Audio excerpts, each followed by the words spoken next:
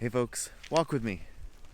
We got a little note as a question, a really a quicker and much simpler question than many of the ones that we get.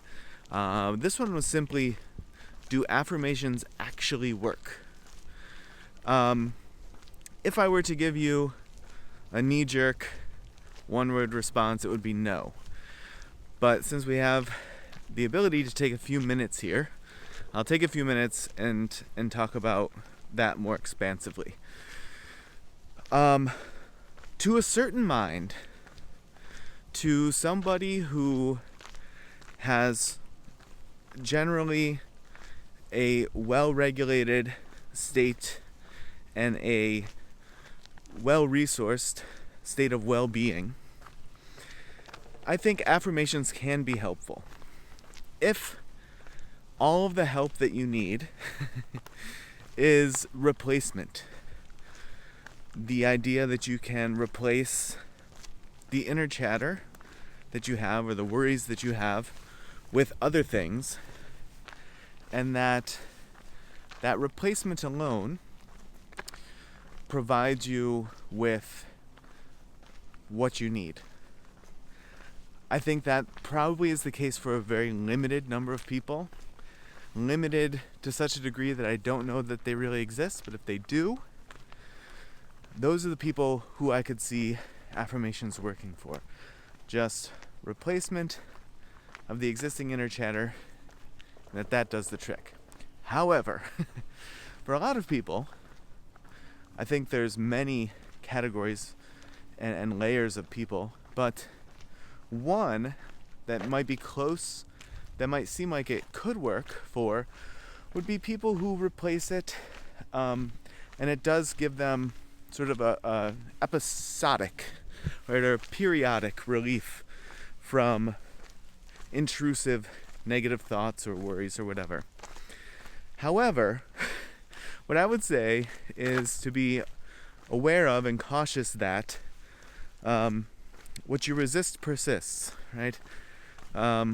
Any of these things that rhyme, and so that must make them true. But there is a lot of validity behind the idea that when you push something away, unless you somehow can banish it and make sure it never comes back, it will probably come back and come back louder, because it then knows you're trying to banish it. But so just this replacement, right? What happens when you're not directly on top of the replacement? The things come back, and do they come back and they're louder and stronger? And if so, then if you're just continuously repeating the affirmations back to cover it up, to replace them, you're still sort of in a cycle where, yeah, maybe you have some more positive thoughts now, but I don't know that you are really ridding yourself of the intrusive negative thoughts that you're trying to, or I presume that you're trying to. So that coming back stronger is, I think, a real thing. Also, I think for a lot of people, diving into and getting closer to the negative thoughts and trying to find out the root of where that's coming from, what it is, giving it, as I've said before, a comfy chair to sit in, and greeting it warmly and with some compassion and saying, okay, worried thought that I'm going to lose my job and have no ability to provide for my family or for myself anymore. Okay, I see you're here again. Instead of trying to push you away, I'm going to invite you in. And I'm going to care for you. And I'm going to give you an opportunity to open up to me, to speak to me, to tell me where you're really coming from. I understand that on its face, that is a scary thought. But we could worry about innumerable things. And so why is this the thing? Why are we focused on this right now? Do we feel that we are incapable, that we aren't resilient, that we are apt to just crumble under the pressure? I could list just a bunch of things, but the discovery, just to give you an example, right? But the discovery process is yours. So I tend to think taking the time that you would spend affirming and instead using that time to little by little, slow bit by slow bit, being able to find some comfort in the discomfort that you will inevitably find when you lean in toward your intrusive, negative, worrisome, fearful thoughts. And leaning in toward them and sitting with them for longer gives you an opportunity, once you make some headway there, to invite it in and say, I'm not going to try to get rid of you. I want to understand you better. I want to know what's behind you. Where did you sprout from? Where are your roots? What is this? And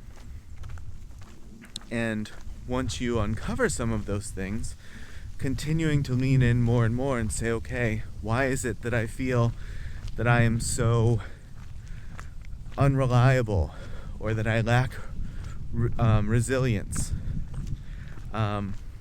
Why is it that I think I'm so apt to just crumble under the pressure and not be able to handle it? It's going to overwhelm me. It's going to make me spiral. Right? Any of these things. When has that happened? What has that looked like before? What's the root? I don't have a better way to put it other than, where did this sprout from? What was the seed that was planted? Or what were the 100 seeds that were sown in the garden bed that is me, that have led me to sort of give in to this idea, to believe this idea?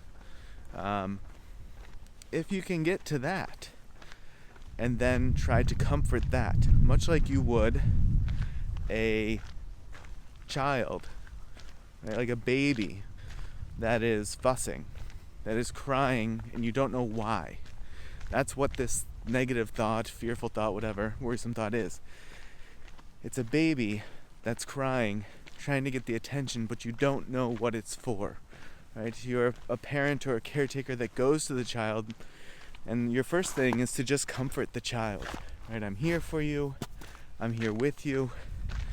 I'm going to help find out what's bothering you and do what I can to give you what you need to feel better, right? But because the baby's crying, you don't know if it is wet and it needs to be changed, if it's hungry, it has an earache, it has a fever, it has a bellyache. You don't know. But that is by being with the child, you can start to figure it out. And once you do, then you no longer need to address, why are you crying? Why are you fussing? You can address, oh, you need to be changed. Okay, let me change your diaper. And let's see how that shifts things. If you can plug that analogy in, then that might sort of start to get at some root causes, that they don't banish the negative, worrisome, intrusive, fearful thoughts, but you make friends with them. You come to understand what they are, and when they show up, you know why they're showing up, you know where they're coming from, and you have an idea of how to shift it.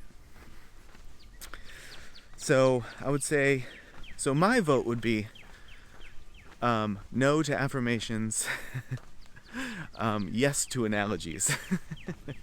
Yes to the crying baby analogy. But you have to do what works for you. It's just my 2 cents. Alright folks, well, if you walked with me this far or watched along, I really appreciate it. And as always, I will see you in the next video.